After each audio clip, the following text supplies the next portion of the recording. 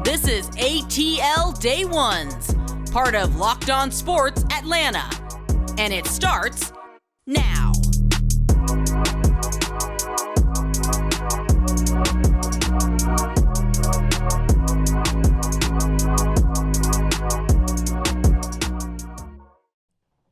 Welcome into ATL Day Ones with Jarvis and Tenitra. We want to say thank you for joining us today. Oh, man, we got a lot of good stuff on board for you. And also, well, first of all, before we let you know what we got on board for today, I got to let you know that I want to say thank you for making ATL Day Ones with Jarvis and Tenitra your first listen of the day. And make sure you remember, we are free and available wherever you download your podcast. You guys have been stepping your game up with that on that side as well. And we really appreciate you for that. And while you're there, make sure you go ahead and give us a 5-star review so everybody and their mamas, auntie, cousins, Pookie, man, everybody can find out about us and understand how great we are. You know, that's what we are. That's what we do. Even if you don't know a Pookie and a man, because I don't know what it means, but okay. Come on, T, don't start with me today. Yeah, so if you don't know Pookie or man, sorry about that. You know, I don't want to isolate anybody. But yeah, if you don't have a Pookie or man, you know, a family member or somebody that you are very close to. I'm kidding. But we're gonna talk some Braves. You know, Braves Phillies tonight. We got to talk about that, and there's a little injury bug has bit the Braves again. We'll tell you who that is and what that's going to mean for the Braves going forward. And also, Danilo Gallinari's contract is about to be fully guaranteed. Now, I don't know about y'all, but that can't happen. We'll tell you what Travis Slant can and will do as they come up on that deadline. And last but not least, we are 60 days away from week 0, college football. All I got to say is SWAC MEAC challenge, and Kendrick, Perkins, and Draymond Green are beefing. Ooh, sheesh.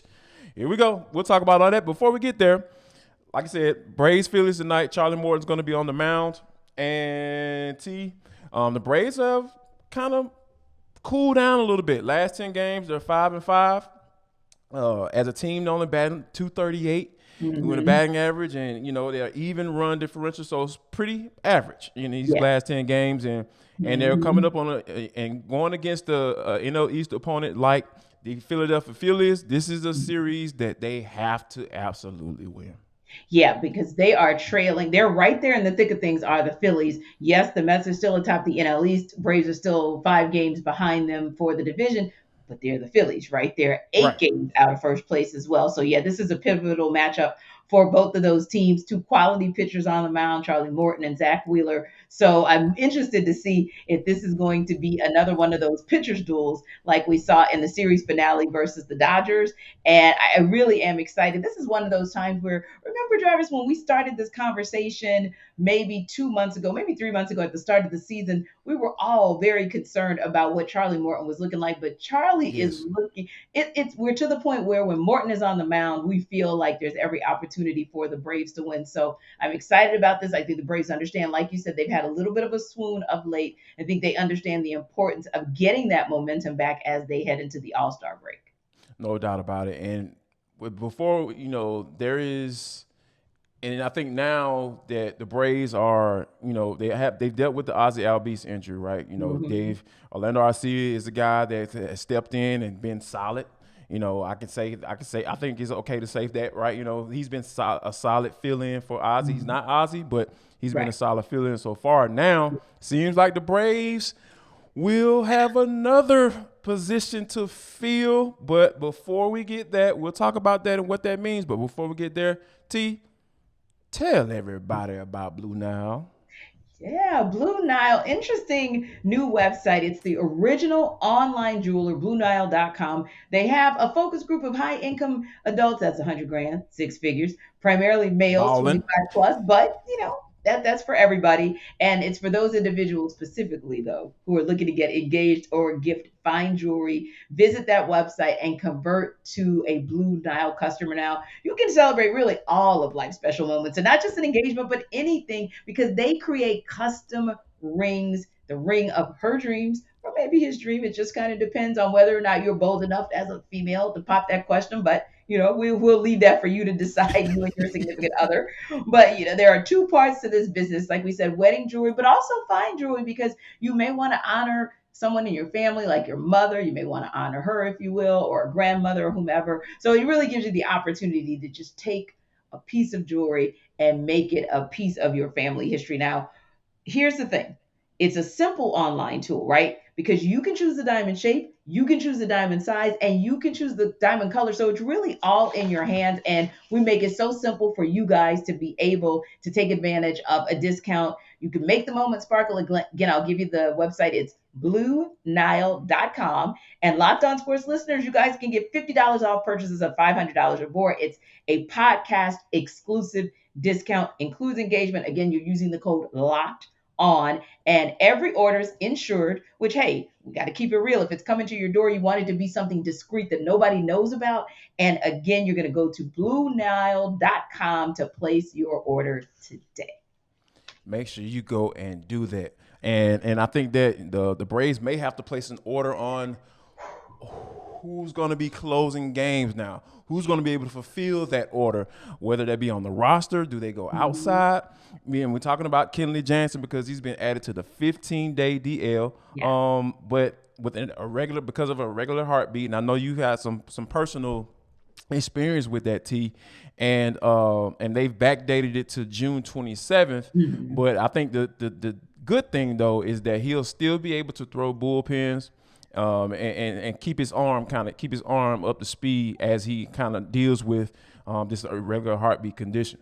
Yeah, and Jarvis, you and I also have some intimate knowledge of this in some way, shape, or form, because while we don't compare or contrast what Kenley Jansen does for the Braves versus what Kaleb McGarry does for the Falcons, the bottom line is when you're dealing with a heart condition, and I have a similar one, it's just a challenge because you never know when it's going to flare up and when it'll rear its ugly head to keep you sidelined. So this is similar to what the Falcons actually did when Kaleb McGarry first joined the team, where they had to sideline him a couple of weeks, a couple of games after the procedure for precautionary measures. Because listen, you can play sometimes with these conditions. I unfortunately was not. That's why I talk about sports. That's why I didn't get an opportunity to play. But I have a similar issue. It, of course, is genetic in nature, and a regular heartbeat or a rhythm that's not quite the same as everybody else's. So it's almost like your heart, when they say skips a beat, unfortunately, this is the bad side of skipping a beat. So it's really a precaution on the part of the Braves.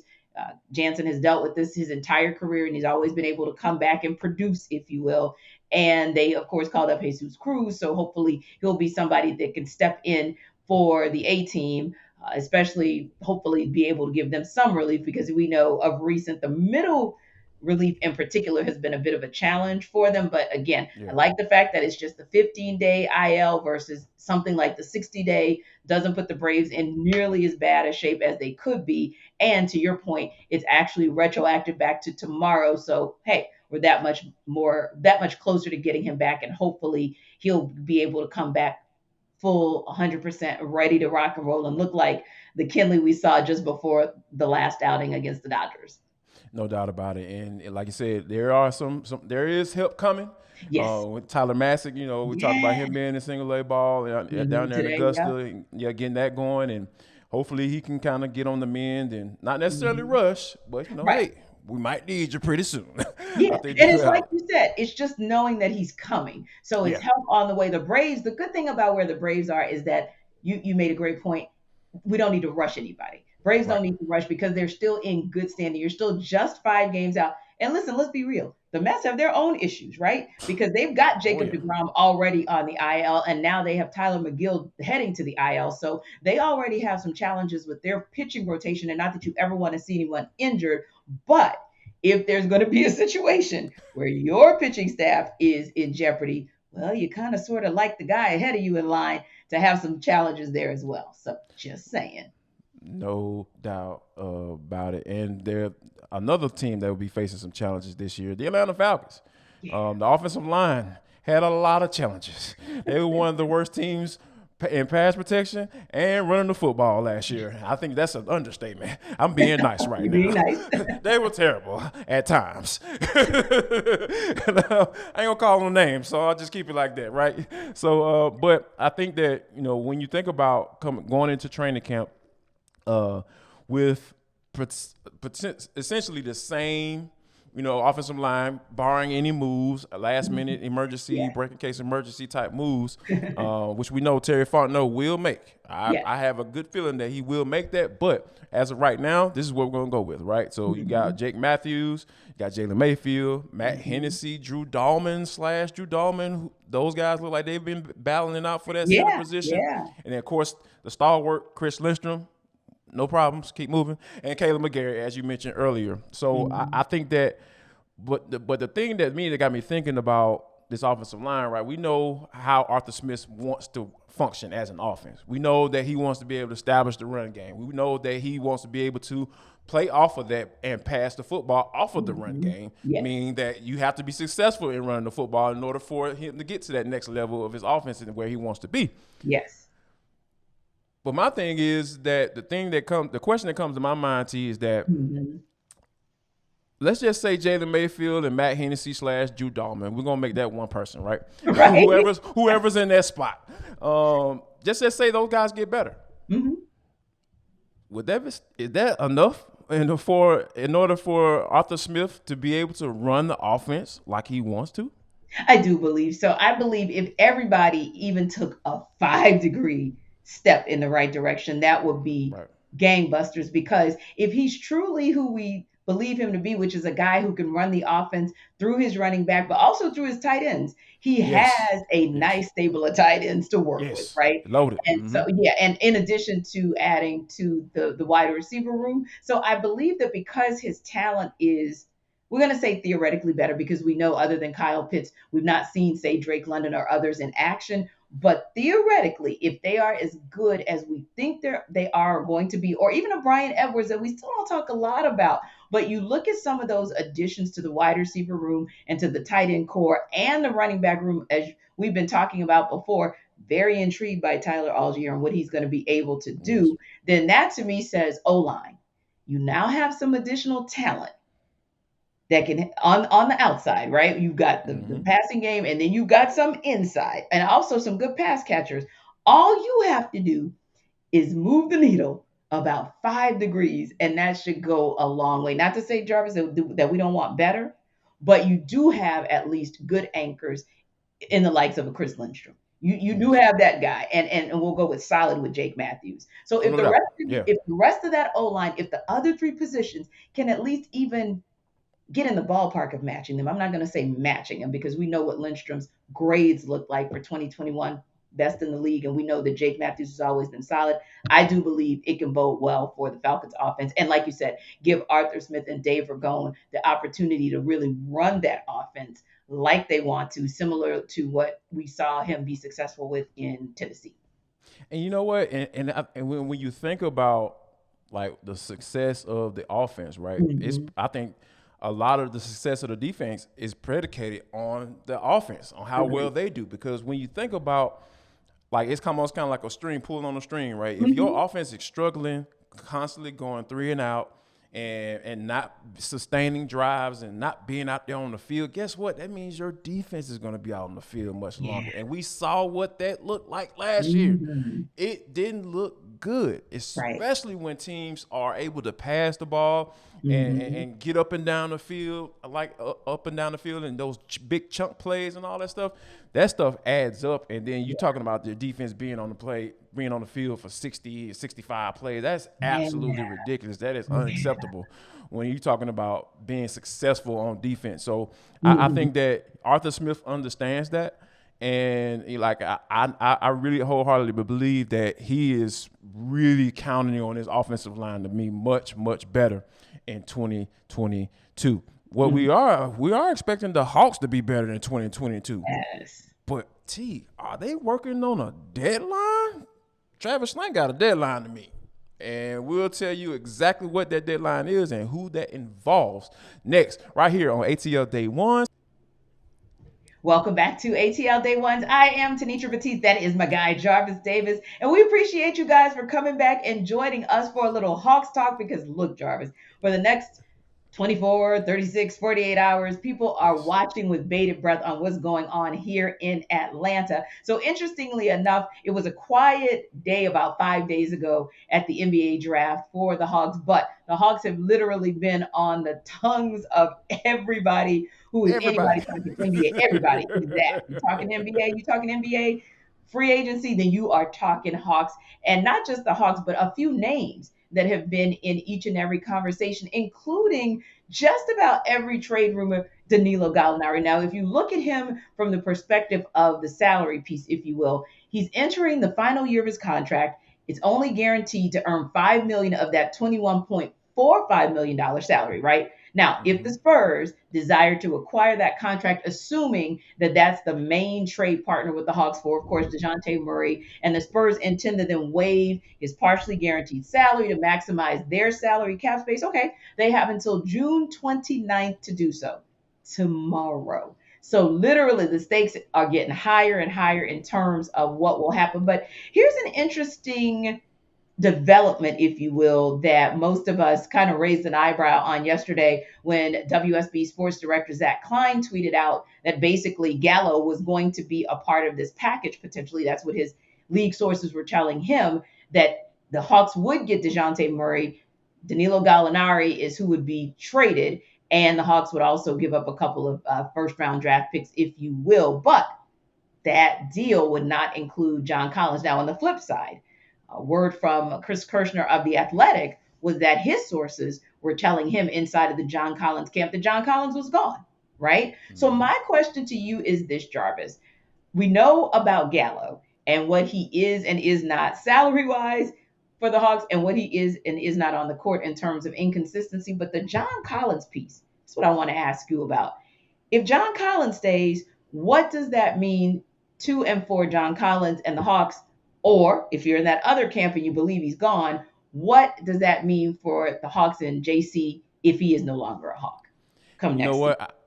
To be honest with you, I think John Collins is gone because I think you've reached the point of no return. Not necessarily that John is disgruntled or he's a malcontent, but I just think from a standards and being wanted, and I think I just get the vibe from JC that he's that type of guy, right? He wants not only do he wants you to pay him, he wants you to hey man, you're our guy. He wants to hear that. And when you hear all these rumors floating around all over the all over the NBA, and everybody's saying that you're not gonna be around and all that stuff starts to get to you. And I don't think that, a lot of players won't never admit that, but and you know who also hears that? His agent. So, like, hey, okay, I can find out these rumors are true. I can find out, I can talk to some of my people. These guys have relationships. They understand what's going on around the league. And a lot of times some of these agents can facilitate some of these trades and put them in a position where they can go where they want to, and get the right deal. Because, the Hawks obviously are trying to get to a space where they want to be contenders in the East. And in order for them to do that, they have to make a deal. They have to make a move. And John Collins is probably their biggest asset. He's not on a max contract, so it's movable. But I think that overall, though, you're in a space now where this is you're at the point of no return, and you have to use that piece. If you're able to get the Dejounte Murray without trading JC, you have to figure out a way to get somebody in here that can be another piece, another superstar, or another guy that's a two-way guy that can help your defense and also be able to create on offense. And I think that, the Hawks are in a really good space if they're able to do that. Yeah, and I have thoughts on that as well in terms of what that would look like if he stays or if he goes. But first things first, Jarvis, I know you have some thoughts on some of the lines out there that we hear about betting on. Will JC stay or will he go? And where can our audience go to find out more information about all things sports betting. They need to go to betonline.net because it is your number one source for all your betting needs and sports information.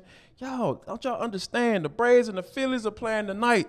Go out there and make a bet. Go get some of this easy money. You know what the line is for the total runs? 7.5. You know the Braves. You know how they get down when they're going up against the Phillies. They like to put some runs on the board. Or you might want to go to under because you know who's not playing right now? Bryce Harper. So that's one of their big boppers. So bet the under. Go get some of this money. You don't understand. Y'all got to go to betonline.net. And, you know, you can find all of the latest sports developments, league reviews, and news, including this year's NHL playoffs. And the Colorado Avalanche are the champions. So, hey, you missed out on that. You missed that boat. But you can. It's all. They got all the Major League Baseball that you want. And, you know, betonline.net remains the best spot for all your sports scores, podcasts, and news this season. Make sure y'all go check out BetOnline. Head to the website today, or you can use your mobile device to learn about the trends and the action. BetOnline, where the game starts. And speaking of using your mobile devices to keep up with the trends, Jarvis and I are always online, literally looking at our notifications, making sure that we are Who's about to be traded? Right, exactly. 2022 free agents. Where's John going? Yes, right. So we are on it, just like you guys, watching with bated breath to see what the Hawks are going to do. And now with this interesting or intriguing different take on it from Zach Klein versus maybe some of the reports we've heard from Chris Kirschner and some of the others who are some insiders for the Hawks, if you will, and then some who just have conjecture out there. But there's that. Yeah, it's all about what will the Hawks do in this next potentially 36 hours now that we're reminded that Danilo Gallinari is back in the mix. We talked about this Monday. There are some names that you keep hearing, and Gallo, his name was that name initially, and then that kind of trailed off, and now he's back in that conversation again. And understandably so, because this might be, as you mentioned, the easiest contract to move. So if it is, and that contract's accepted, whether that's a straightaway and a release, a sign and trade, whatever, you know, the NBA gets complicated when it comes to these types of deals. The bottom line is, if it means that John Collins will be retained, then what does that mean for the Hawks overall? So I think you make a great point in that the NBA is a little different because we know that a lot of times it's a player out there recruiting his friend or out there making sure that his friend stays on the team. I've even seen a report recently that reminded me Trae Young and Clint Capella get along quite well. And I remember saying even yesterday and even Sunday on Sports Extra on 11 Live, our sister station to the podcast network, that good luck getting a big. Good luck getting another big. And I think in part, we forget that a lot of this is still predicated on not just money, but fit. And so to your point, if he stays and it becomes a fit, how does Nate McMillan do some wizardry to make sure that John Collins is incorporated in the way that he wants to in this offense so that he can be effective? Because real talk, this is now the second year that JC has had to deal with these kinds of rumors. And I can only imagine that kind of weighs on you. And so if he is retained, that's one piece. And then the other piece is this.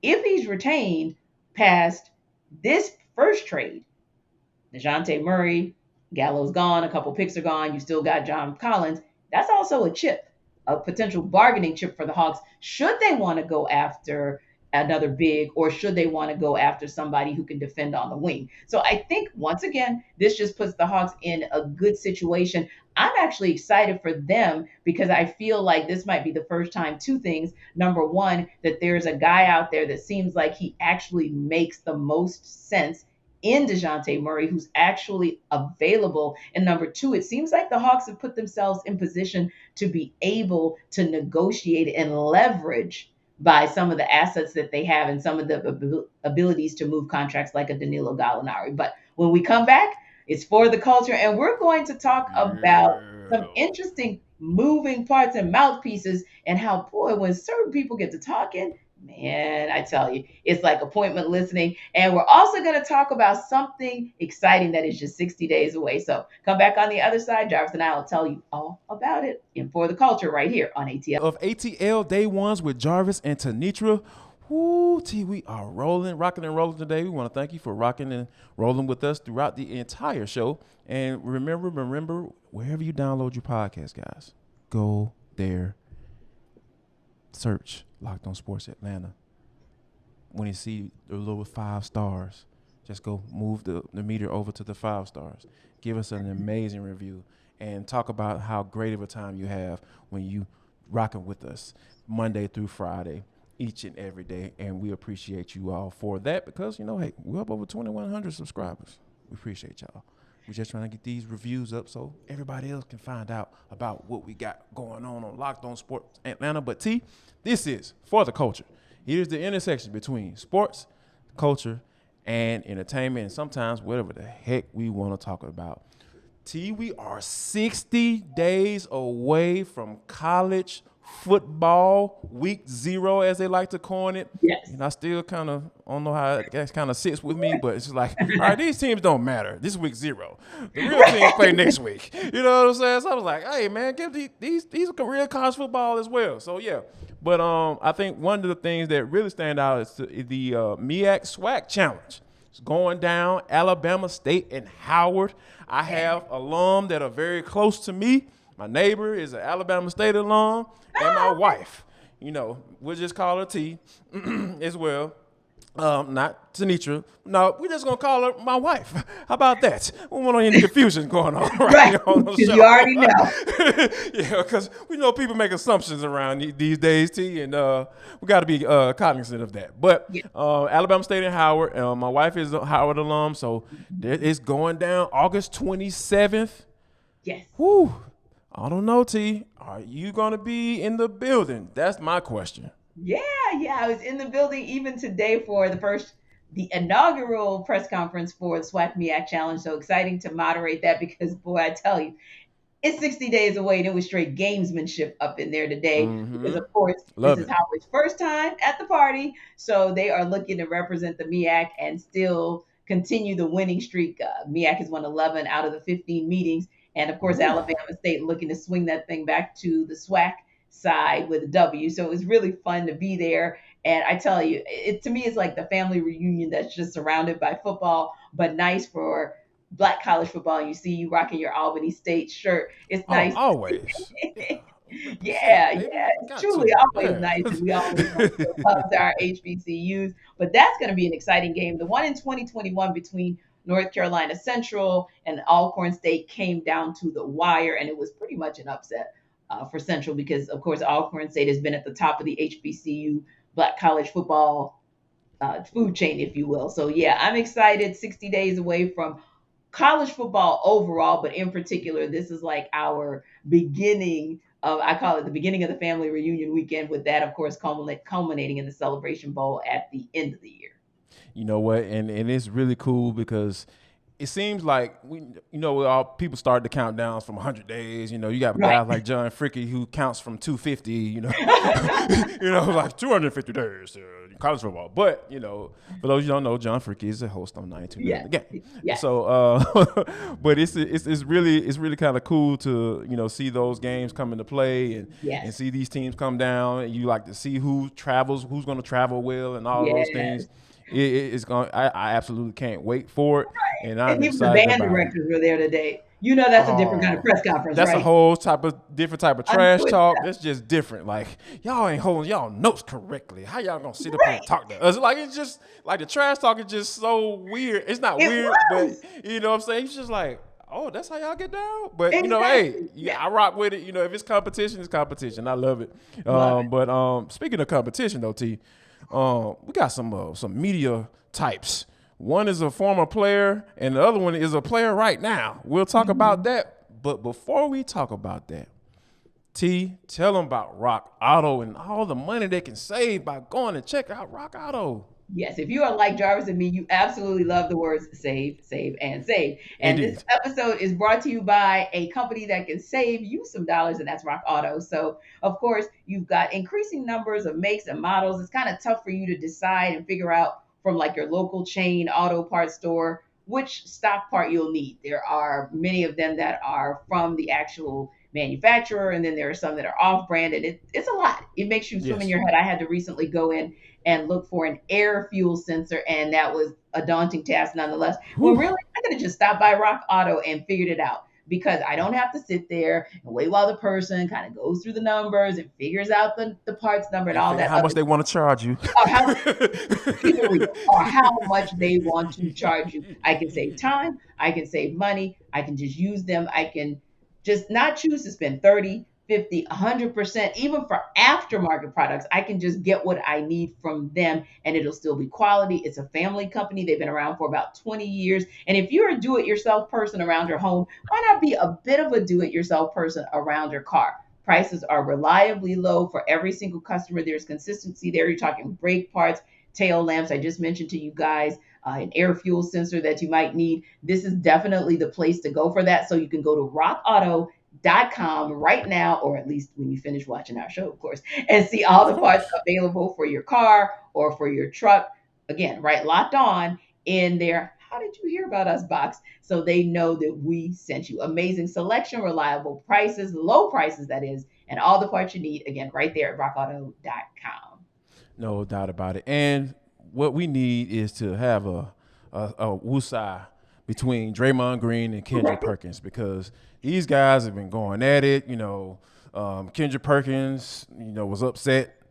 Obviously, he should have been upset because, Draymond Green essentially called him, you know what, and I'm not going to use this word on the show, but it starts with a C and ends with an N. I'm not going to use that word. I'm not going to do that and we all know what that means for another black man to call another black man that.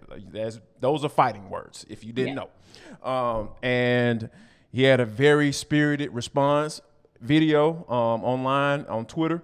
And it was funny. I'm sorry, I gotta admit, it was very funny. And he called Draymond Green out saying, "Hey, you're not as tough as you make yourself out to be." And of course, ESPN made him take it down. But the damage was done. But the damage was already done, right? But my whole thing is like, why are these guys going back and forth though? Because it seems like it may be a little bit more than what we are seeing. Because based off of Draymond should have kept his mouth shut, and I know that's very hard for him to do, but you shouldn't be taking as far as calling a man that starts with a C and ends with an N. You should not be doing that. I'm sorry. Exactly. And for me, I'm looking at it from this perspective, Jarvis. For giving his opinion. Yeah. Right. And why, if we're real grown men, right? And I love Perk. I met Perk a couple months ago. I know everybody who knows him, right? Straight out of that PA, Beaumont area. So, my people are there.